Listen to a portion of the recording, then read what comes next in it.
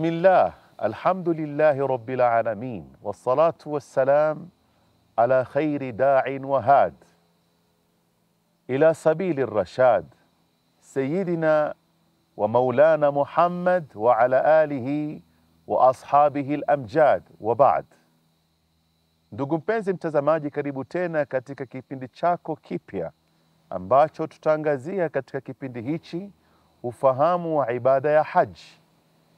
Ibada ya haji ni nguzo katika nguzo za Kiislamu, bali yaja kama nguzo ya tano na ya mwisho katika nguzo za Kiislamu. Ibada ya haji ni lazima kwa yule ambaye kwamba ana uwezo. Tutakuja kueleza kwa mapana na marefu. Ingawa wanazuoni wametofautiana katika suala la umra.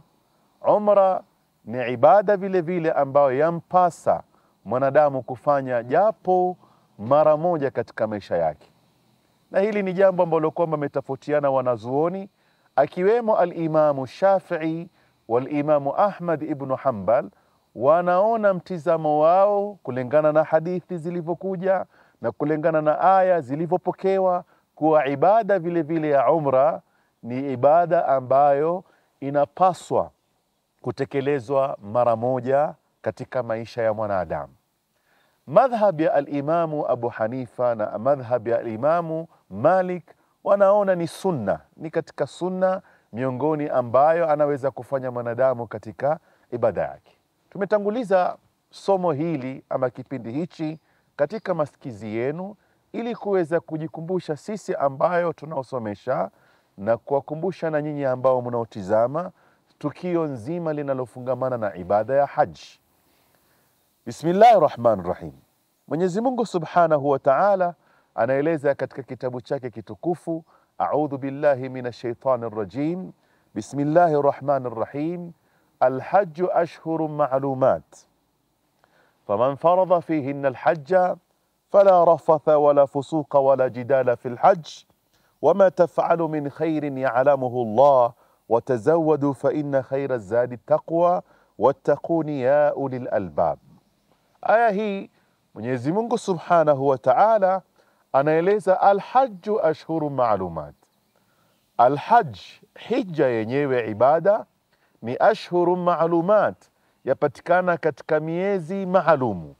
Na wanazuoni wanaeleza katika tukio hili, ibada ya haji unaweza kufunga safari na kuingia katika ibada ya haji mwanzo wa Muharram mpaka tarehe 10 ya Dhulhijja. Hizi ndio siku ambazo kwamba zajulikana ni ashhurul ma'lumat katika ibada ya haji. Nayo ni Shawwal, Dhulqa'da, Dhulhijja, na Dhulhijja sio yote iwe ni siku 10 za Dhulhijja. Ama ibada ya umra, na tutakuja kueleza wakati wa umra na wakati wa ibada ya haji kwa mapana na marefu kama kipindi kitakapokuja baadaye. Mwenyezi Mungu Subhanahu wa Ta'ala anatueleza, faman faradha fihinna alhajj, yule ambaye faradhi na ibada ya haji tampasa, atakuwa ni mwenye uwezo wa kutekeleza ibada ya haji, fala rafatha wala fusuqa fil hajj,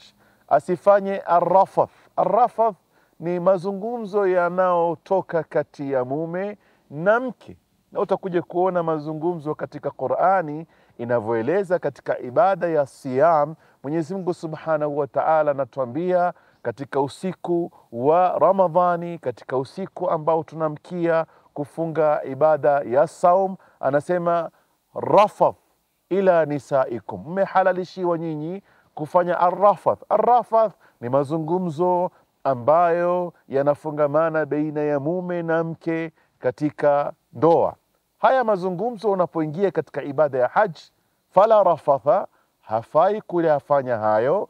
Wacha tendo lenyewe, hata mazungumzo yenyewe hayafai, wala ufasiki katika ibada ya haji, wala jidala fil hajj, asifanye vile vile mashindano ya kujadiliana katika ibada ya haji. Wama taf'alu min khairin ya'lamuhu Allah, na chochote mtakachokifanya kibora kizuri cha khairi, basi Mwenyezi Mungu Subhanahu wa Ta'ala nayo inafungamana na nia. Watazawadu, bebeni zawadi, ipambaeni ama mujiandae katika zawadi katika safari, fa inna khaira zadi taqwa, kwa sababu zawadi bora ambao unatekana kuibeba katika ibada ya haji ni uchamungu.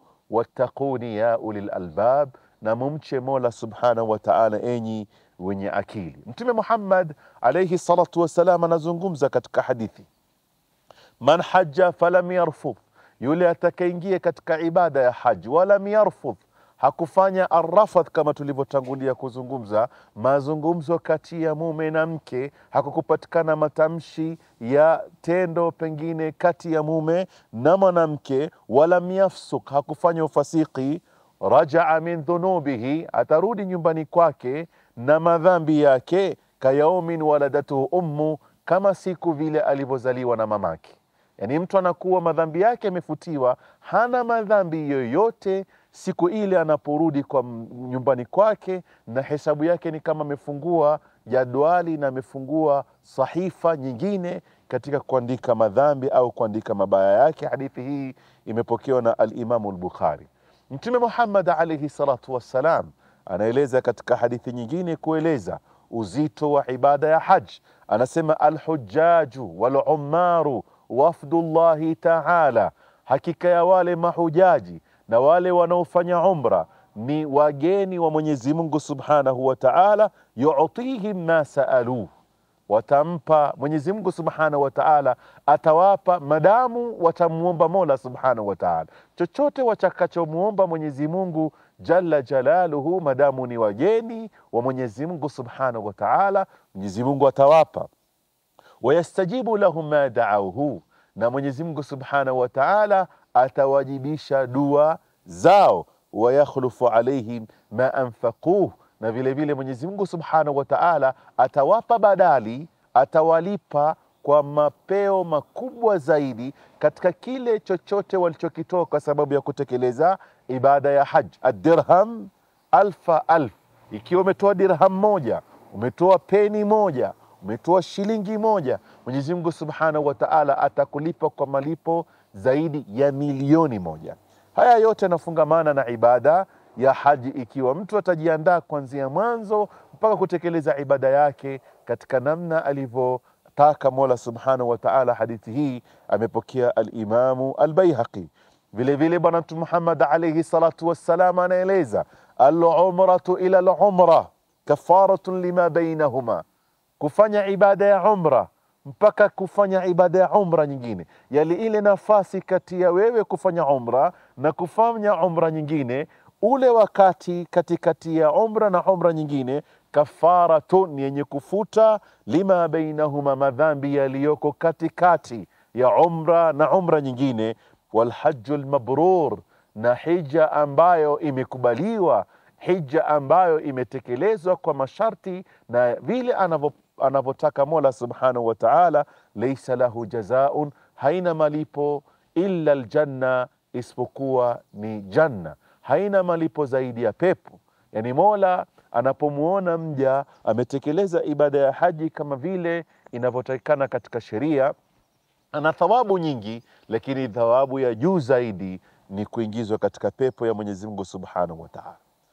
Wanazungumza wanazuoni wakitafsiri neno ya al-mabrur, wanasema al-hajjul mabrur, hija ambayo ni hija al-mabrur, maana yake huwa masalima min al-maasi, ni ibada au manasik ya haji ambayo imekaa mbali sana na maasi. Hakuna maasi makubwa wala madogo yalopatikana katika ibada hiyo. Min al-ihrami ila al-faragh, tangu mwanzo akihirimia, tangu mwanzo akitia labbaika Allahumma al-hajj wal-umra, na kutilia nia ewe Mola subhanahu wa ta'ala nia ya kufanya hija na umra, basi kuanzia mwanzo alipotekeleza nia yake mpaka kumaliza ibada yake, hiyo ndo maana ya al-hajj al-mabrur. Na aliulizwa Bwana Mtume Muhammad alayhi salatu wassalam, ma barrul hajj, ma barrul hajj, akaulizwa ni mambo gani yanayotekana yafanyike katika ibada ya haji ili iwe ni mabrur. Anasema it'amu at-ta'am wa tibul kalam. Al-hajj al-mabrur au birrul hajj ni mtu kulisha na kuangalia mazungumzo yake yawe ni mazungumzo mazuri. Imepokewa hadithi hii na al-Imamu Ahmad na wengi katika wanazuoni wa Ibn Khuzaima katika sahihi zao.